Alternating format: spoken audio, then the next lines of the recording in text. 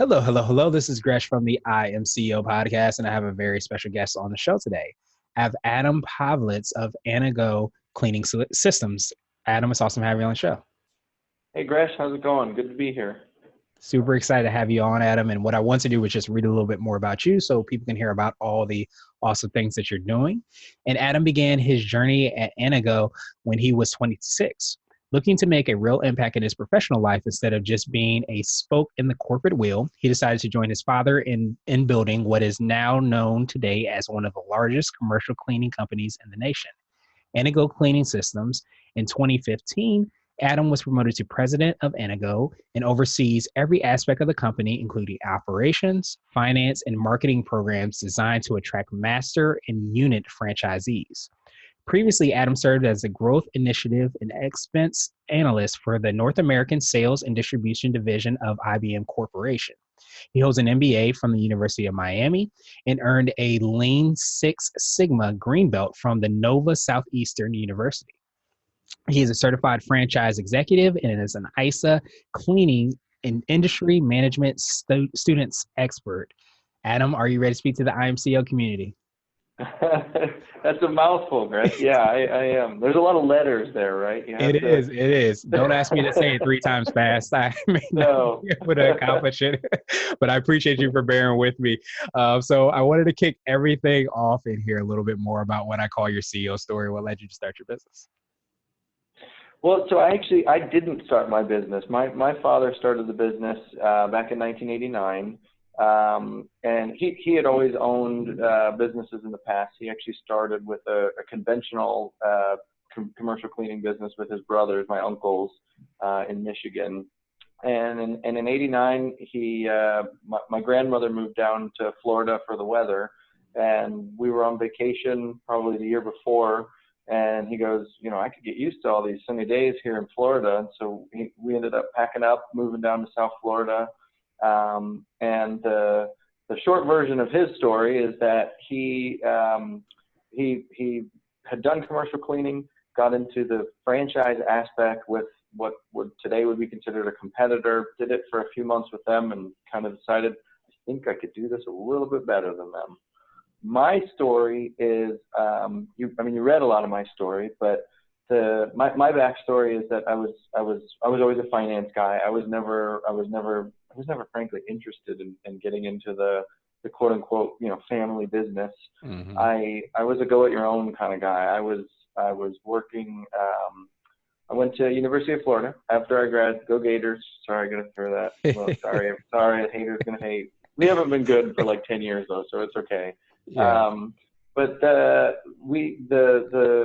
graduated, I got into investment banking, realized after working those, 90 and 100-hour work weeks that I go, maybe I'm not smart enough or something, because that's no way to live. So I got into, I decided to go back to school, went to University of Miami, like you said, got my MBA, and then went up to IBM. And I was the analyst they call it the growth plays analyst. Everything at IBM is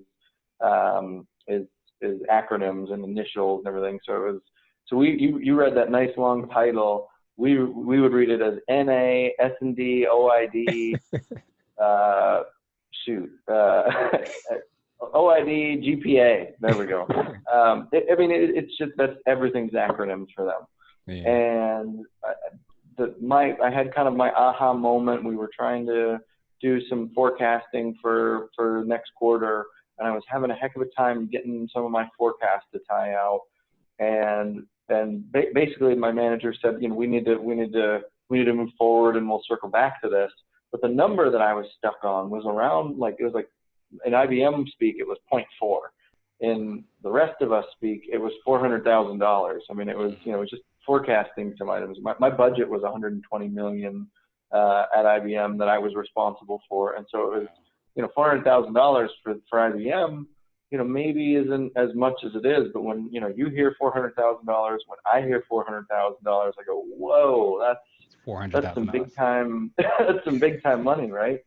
And so it clicked for me. I go, you know what? It's a great company. I have nothing ill to say about IBM. But I realized that no matter what I did, I was always going to be, a tiny little cog in the big, big blue wheel that was IBM. And so for me, I was down around Christmas time visiting with family. My dad says, "You got to check this thing out. I think we got something here. You got to get interested in what we're doing here." And so about 6 months later, I came down, and he goes, "All right, congratulations.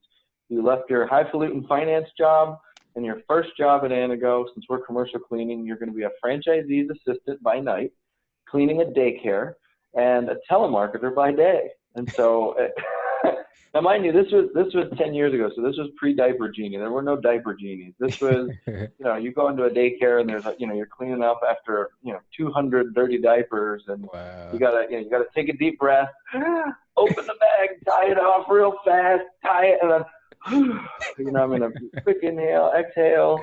You gotta stick and move. It was humbling. Right. Humbling.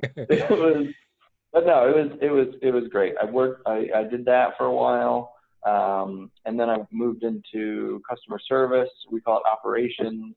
Then I moved into sales, and that was all at the Anago of South Florida, like the sort of regional master franchise that we did that at. And then I moved to the corporate office in more of a traveling role. I've traveled the country. I met with our franchise owners, and I only knew so much about the business at that point, so it was very much a servant leadership kind of a role of what can I do for you? What is it that we can do at corporate to make your franchise better, grow faster, run smoother, whatever, and taking all that information back with me and working on a plan to put it together for them to help them grow. And I moved up over the years, and in honor of IBM, the former president, he goes, "No, the title isn't president, it's Pudsovic, Pudsobic. And I'll give you the PG version of it, but it's poor, unfortunate, dumb SOB in charge." So here I am as the official Pudsovic at Anago, president and CEO. That's kind of how I got here. That's funny. That's hilarious. But it's great to hear kind of how you've seen, and you've probably seen every aspect. Sounds like every aspect of the business. I think a lot of times when you have to make decisions, you usually have to tap into, people that might be in the position or understand exactly what they're doing. But the fact that you've been able to literally, sounds like, from, holding your breath on up to being the Pasabic, if I said that right, you literally have seen every aspect of the business. Yeah. Oh, yeah. Nice. And so I wanted to drill a little bit deeper, hear a little bit more about what you guys are doing with Anago. Can you tell us how you're serving your clients and the franchisees and some of the things that you guys are doing? Sure. So we are a franchise model. We're unique in that most franchises that you can think of are a two-tier franchise. So you would think, like McDonald's. Everyone knows McDonald's, and you go, there's the corporate office and then the franchise office. And the corporate office, they sell and support the franchises. We're actually a three-tier franchise model. So there's the corporate office, the master franchise office, and then the unit franchise. And to explain it, you have to flip it upside down and start with the unit. So the unit franchisee is someone who's looking to get into the cleaning business. There's actually literally millions of people that start and operate cleaning businesses around the U.S. and Canada. We're actually in U.S. and Canada every year. There's low barriers to entry, right? It's hey, I want to start Gresh's cleaning company, and you go buy a mop and a bucket and a vacuum and some, right? And congratulations, you're a cleaning company. The problem is most people who get into cleaning, they get in because of all those great features, low barriers to entry. It's not rocket science. But the hardest part about the cleaning business is probably the reason why. What's the statistic where it says something along the lines of it's like 50% of small businesses fail in the first year, and then of the remaining 50, another 80% of those fail within 3 years. Yeah. Well, why do you think that is? And in our model, we've kind of discovered that that most people get into the business that they want to get into because they understand the functional side of the business, right? Oh, I'm a good cook, and someone told me I'm a great cook, so I'm going to open a restaurant. I mowed some lawns and made some money one summer. I'm going to open a landscaping business. Hey, cleaning's not hard. I'm going to open a cleaning business. But what do most people not understand about the business side is the business side of business, right? So it's the marketing, the accounting, what's your client acquisition cost? Ask most people that, and they have no idea. Ask a CEO, and it's their job to know that. So we realized that there's a lot of people that want to get into the cleaning business. It's actually one of the fastest growing areas. I think I just read in the U.S. Labor Bureau, Department of Statistics, that it's expected to outpace job growth everywhere in the United States. Wow. Comparatively by over 30%. I mean, wow. It's wild how fast janitorial is growing. Mm-hmm. Partly because you can't outsource it to, Asia somewhere, China or Vietnam or whatever it may be.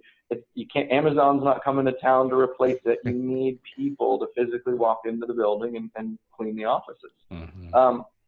But so there's people who want to get into business of cleaning, but they don't understand, the marketing and the accounting and the website advertising and all that. So that's where the master franchise comes in. And so what we're actually doing is we're selling someone from Anago Cleaning Systems, we're selling them the right to buy a master franchise. Mm-hmm. And what happens is a master franchise, it's an exclusive territory. So where are you located, Gresh? About 10-15 minutes from Washington, D.C. To Washington, D.C. So Darren Williams is the owner of our Washington, D.C. franchise. Darren and his brother his brother Mike and their longtime buddy Roscoe bought the rights to the Washington, D.C. greater D.C. area. And in D.C., what they do is two things. One, they find those people who are interested in getting into the cleaning business and work on bringing them in to a franchise. And then number two, they're selling commercial cleaning clients. So doctors' offices, regular offices, schools, medical facilities, anything like that. And then they're able to bring the two together. And so that way you have someone who says, look, I know how to clean. It's not hard. I know what I need to do. Maybe there's better ways that you guys could show me. Obviously there's always, a better way to fry a fish, but how do I get clients? And so Darren's master operation comes in and says, well, my whole background, he was a stockbroker at one point. He understands sales. His whole background is meeting with customers, setting up the website, designing everything, acquiring the clients, and then getting those unit franchisees the clients that they want. So we actually sell the Darrens of the world and explain to Darren, how our model works. And we say, look, we're going to set you up with a website. We're going to set you up with a billing system. We have a whole series of videos, books, manuals, way too many videos. And we just redid our manuals. We're always updating everything, staying current with industry publications, the latest tools, all of that. And we teach someone who wants to buy a master franchise how to do the marketing aspect of the business, and then how to recruit and mentor and train the folks that want to do the cleaning aspect of the business. That's huge because complicated, but it's sort of like if you watch the game of if you watch a football game, you're a Redskins fan? Cowboys. Are you Cowboys and you're in DC? Natural. Come on, I can't talk. I'm a Dolphins fan. It's hard for us, but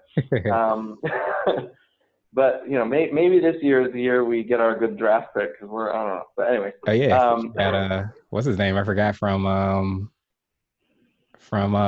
Arizona. Rosen. Josh Rosen. We also have good old Ryan Fitzmagic. So. Yeah, Fitzmagic. Yes. He'll do good if he's a backup. This will all be edited out, folks. But anyways, what the heck was I saying? So if you think about football, right? Very simple game. Right. Throw the ball, get it to the other guy, cross the end zone, get points, right? But when you start, thinking about the business of football, all of a sudden it's very, very complex. And you go, wait a minute, I got offense, I got defense, I have strategies, I got coaches, general managers, I have agents, I have stadiums, I have concession stands in the stadiums. And so same thing with cleaning. Cleaning get a mop, get a bucket. Yes, there's smarter ways to do it. There's better equipment, there's better chemicals. But cleaning itself isn't hard. It's throw the ball, so to speak. Right. But the business of cleaning is where the complicated part, where it suddenly feels a lot more complicated to someone who's not experienced in the cleaning business. Yeah. But it doesn't have to be hard. It doesn't have to be complicated. It just sounds that complicated. Yeah, well, no, it actually makes perfect sense because that's kind of like along the lines of what like the E-Myth is about, where, you're basically, a lot of people are really great at something, whether it be cleaning. And I think the example they use in the beginning of the book is there's a chef. She loves to bake cakes or bake pies or something like that. Really loves baking pies, decides that she's going to start a business, starts the business, realizes it's a lot more than baking pies. You're doing the prospecting, the customer service, then you have to do the cleaning and all these additional things that you didn't have to do because that's what you love to do. So I love that, you guys have that 3-tiered approach because it allows people to be in their zone of genius and what they do well.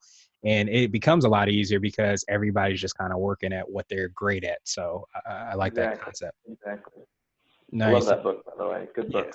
Yes, I swear by that book. And I wanted to switch gears a little bit, and I wanted to ask you for what I call a CEO hack. And this might be an Apple book or a habit that you have, but something that makes you more effective and efficient.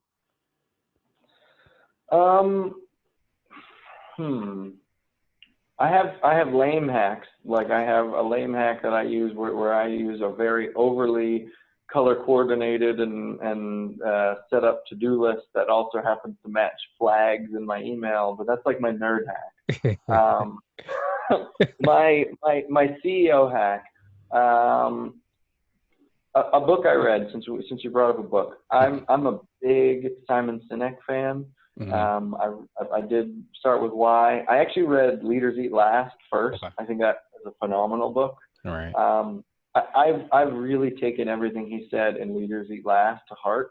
I don't know if you read the book, but it's very. I think I have the audiobook. Definitely worth it. Yeah. I did the audiobook too.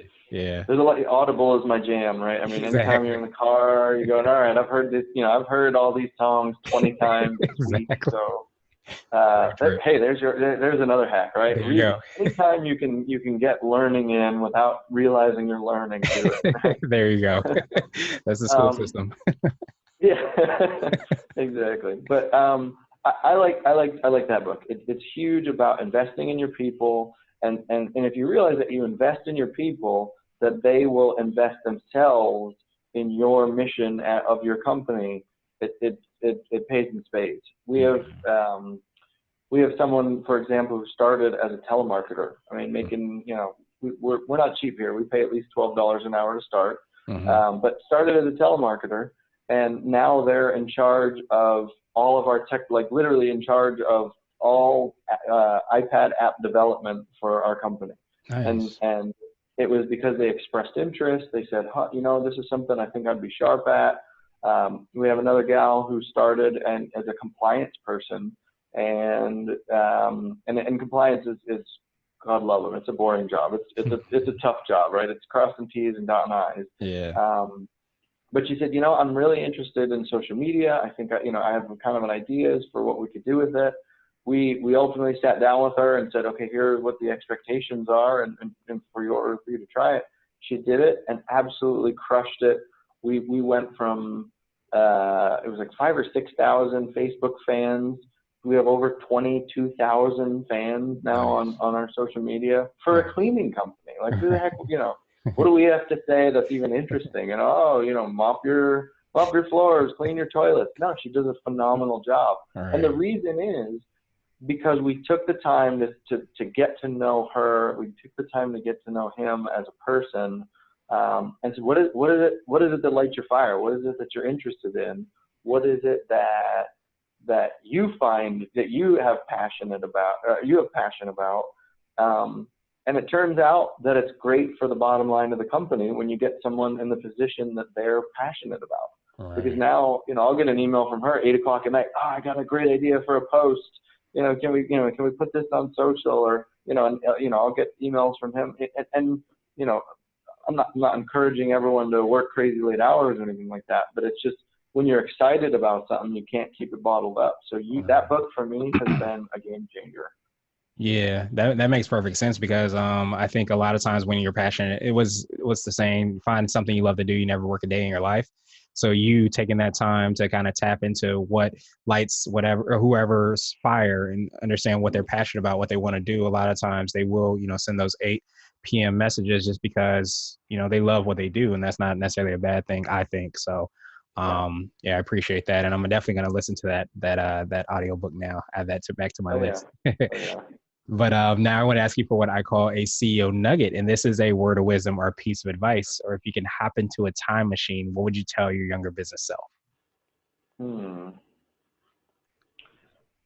Something my dad always said to me, and I swore he stole it, but I've Googled this like umpteen times, and I go, this is way too good of a quote for you to have come up with. But I can't find it anywhere online, so maybe he did.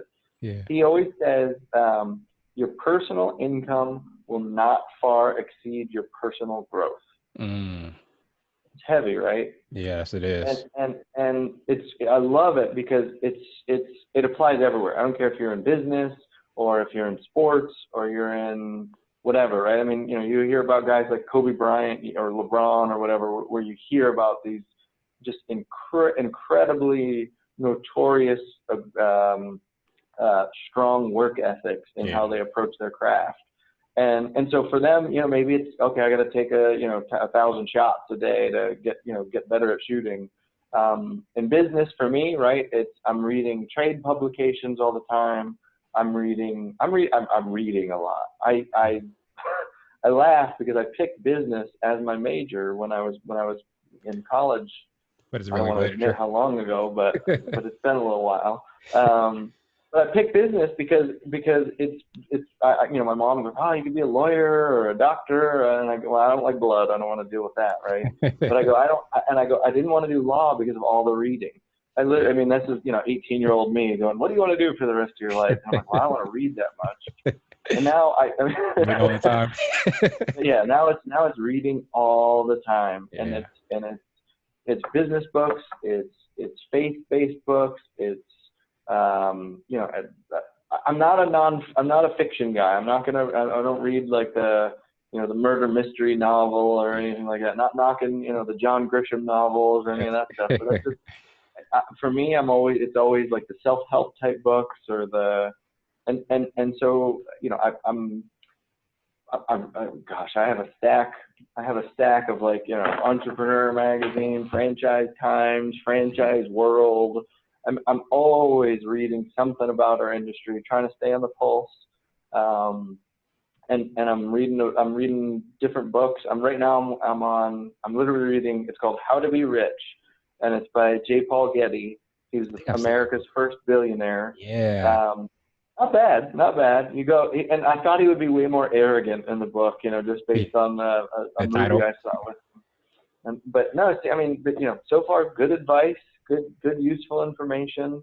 I'm always trying to develop something and stay in the creative, because it's so easy, especially as a CEO. It's so easy to get into the day-to-day grind that you stop thinking forward. You just go, I got this fire to put out, and I got 20 emails, or probably 200 emails more likely. I got 200 emails over here, and I got, this thing, I got this legal thing, I got this accounting thing I got to deal with, I got to go talk to the salespeople, I got to travel over here. And then all of a sudden you're like, what did I do today to move this business forward? Right. And a lot of times people answer and they go, I didn't do anything. Right, I'm paddling. I'm a duck on water, paddling there. Yeah. And so always staying in, on the pulse, in the creative, trying to learn something new. For me, that's my nugget. If you're not learning something new, you're falling behind. Yeah. No, I think that's huge. And I think a lot of times, and I don't know if this is like advertising or whatever, you can kind of get the feeling that you always need to look outside to, increase your wealth, so to speak. But I love that quote as well, too, because a lot of it is like, you got to learn more, you got to be better, you got to shoot more shots, so to speak, in order for you to improve your overall wealth. But you have to improve yourself in order to do that, in order to, see that increase of whatever you want to be. You have to put in the time and the work in order to do that. I think a lot of times you're like, okay, well, let me just buy this $9.99 course and then everything's going to work out and I'm going to be a billionaire, when you haven't put in the work to do that. So yeah.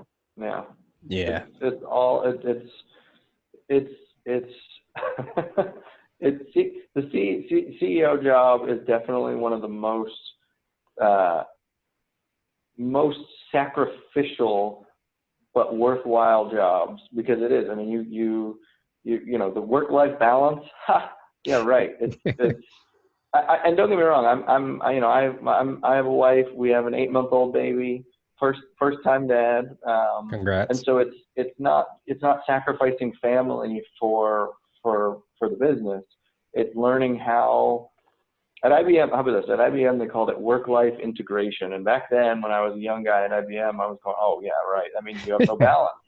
Right. And it turns out for me that integration is the only way that makes all of it work. So that I can, if I need to leave at 3:00 because I have a doctor appointment for my daughter, I'm just going to go. Right. But at the same time, if it's 9:00 at night and now she's in bed, my wife's reading the book or watching TV or something like that, and I want to go hammer out some emails or something for the next hour or work on a project, I can do that. And so but it allows, instead of trying to find a balance and saying, okay, or the scale balance, it's integrating so that you can be fully present for one thing or the other, but you have to shut it off. So when you're with your family, shut off the cell phone, turn off the email. I turn off the counter on my email.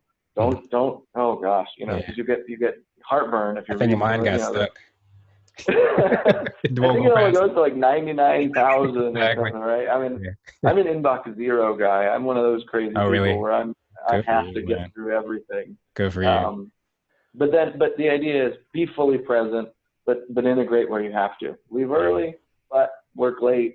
Whatever you need to do to get both things done and be 100% present for both. Yeah, that makes perfect sense. And I was actually going to mention that, because I had somebody on the show and I was like, that's really powerful, work-life integration, exactly what you just said, because I hadn't heard that before. But I think there's a big push for work-life balance. But if you love what you do, just like we already talked about, you don't necessarily want to get away from it, but you want to be able to have that within the flow of whatever you're doing. So I appreciate that. And I wanted to ask you my absolute favorite question, Adam, which is the definition of what it means to be a CEO. I know we touched on this a little bit, and we're hoping to have different quote unquote CEOs on the show, but what does being a CEO mean to you?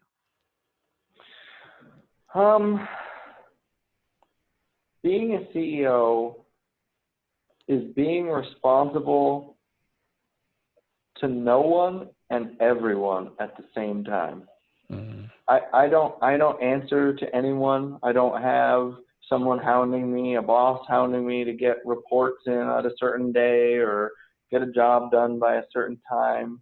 But at the same time, I'm responsible to every one of my employees to make sure that that they get their checks on time, that they're happy, that they're getting fulfilled in their job. I'm responsible to every one of our customers, our franchisees, making sure the buildings are clean, making sure their franchise is operating the way that they expect or understand, the business properly.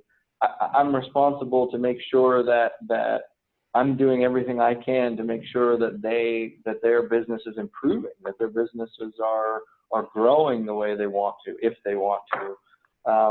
And yet at the same time, like I said, I wake up in the morning and I don't set an alarm. I'm one of those crazy, except when I go to the gym. When I go to the gym, I set an alarm. On the days I'm not going, I don't even set an alarm. I just get up when I get up. I don't have to be at the office at a certain hour.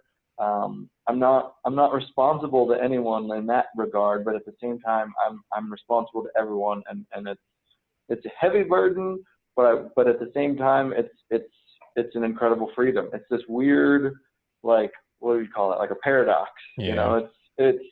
It's everything and nothing. It's everyone and no one. It's a very cool place to be. Yeah. Sounds like the Tale of Two Cities or something like that, the intro, the best of times, the worst of times. But Exactly. no, it makes perfect Exactly. sense because I think that's why, going back to what you talked about, and even with Simon Sinek, why it's so important that you want to have something that you're passionate about, because you do have such a heavy burden and not a heavy burden at the same time, that a lot of times, if you didn't have all those people, you may not necessarily want to do it. So it's important to try to integrate that as much as possible. So I appreciate you for sharing that with us. Yeah, definitely. And what I wanted to do was pass you the mic, so to speak, just to see if there's anything additional you can let our readers and listeners know, and then of course how best they can get a hold of you and find out about all the awesome things you guys are doing. Anything additional? I don't know. We are growing fast, right? I mean, here's my plug, right? We are growing so fast. We actually added 14 master franchises in the last 2 years. Nice. And so it's exciting for us because we're growing very fast. We're very blessed. We're very fortunate. And at the same time, we're constantly looking for ways to invest in our people, grow their self-worth, grow their own personal education. We actually have 7 unifying principles, and one, the first one is always believe in people. I'm not going to go through all 7 of them, but the promote training and education, I believe, is number 4. We're always constantly coming up with ways, because if I'm putting that impetus on me, where I'm always learning, then I need to be able to offer that up, for our staff, for our franchisees, of how do we keep them learning. So I'm excited for our future. I'm excited for commercial cleaning. Nobody says that, so I'll be the first person of all time to probably say that. It's a great industry to be in a time that we're in right now, where, like I said, I mean, technology is replacing everything. Mrs. Jenkins from 3rd grade was wrong saying, "Oh, you're not always going to have a calculator around in your pocket when you're an adult." And it's like, yeah, right, iPhone, But, Yeah, right. But you know what? When the economy is right now is obviously doing quite well, but at the same time, when the economy is not doing that well, guess what? Those buildings are still open, and someone needs to clean them. So it's a cool industry.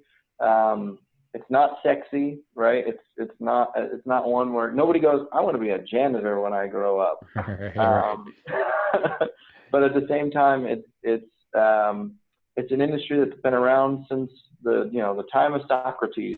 Right? Someone's always had to clean up, maybe mopping up the Greek temples or whatever. But it's always been around. Right. It'll always be around, and it's a good industry. To get a hold of us, our website is Anago Cleaning, ANAGO Cleaning.com. You want me to give our phone number and all that? Sure, Our phone number absolutely. is 800-213-5857. Either of those ways are great ways to get a hold of us. And yeah. All right. Awesome. Well, we'll have those links and that information in the show notes as well, so that anybody can click through and follow up with you. But no, I definitely appreciate it. I think it was Warren Buffett that always looked for businesses to invest in, or businesses to get involved in, based off of whether that they were going to be successful in good and bad times. And like you mentioned, cleaning is something that you need every day, good or bad economy. So it's great to hear you guys are growing. Great to hear, there's opportunities for people as well too. So I appreciate you for all you're doing. I appreciate the time you took today, and I hope you have a great rest of the day. And Greg, Warren Buffett also said he likes to invest in businesses that any idiot could run, because one day one might. Exactly.